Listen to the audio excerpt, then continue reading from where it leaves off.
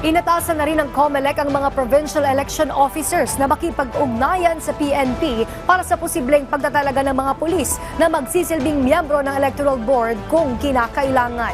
Si Clint Eastvan Dotanes ng PIA Cordillera sa Balitang Pambansa.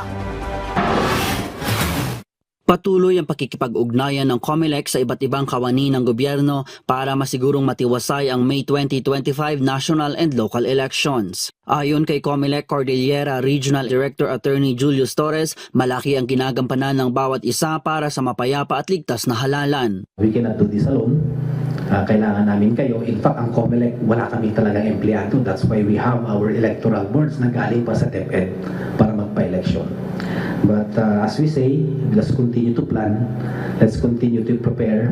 Kasi sabi nga nila, failure to prepare, we are preparing to fail. Inatasan na rin ng komisyon ang mga provincial election officers na makipag-ugnayan sa PNP para sa posibleng pagtatalaga ng mga pulis na magsisilbing miyembro ng Electoral Board kung kinakailangan. Siniguro naman ng Police Regional Office Cordillera na mabibigyan ng karagdagang suporta ang mga lugar na kabilang sa orange at yellow categories. Sa ngayon ay 3 bayan sa rehiyon ang kabilang sa orange category habang 7 naman ang nasa yellow category. Karamihan sa mga lugar na ito ay nasa Abra kaya naman nagdagdag na ang Cordillera Police ng kanilang puwersa sa lalawigan.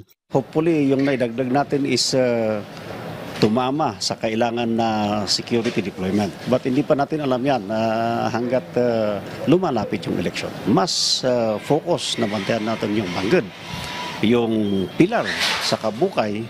Alam natin may mga incidents yan, election-related incidents, plus intense political rivalry. Umaasa naman ang PNP na walang mga lugar sa rehiyon na mapapabilang sa red category. Mula sa PIA Cordillera, Clint Eastvan Dotanes, Balitang Pambansa.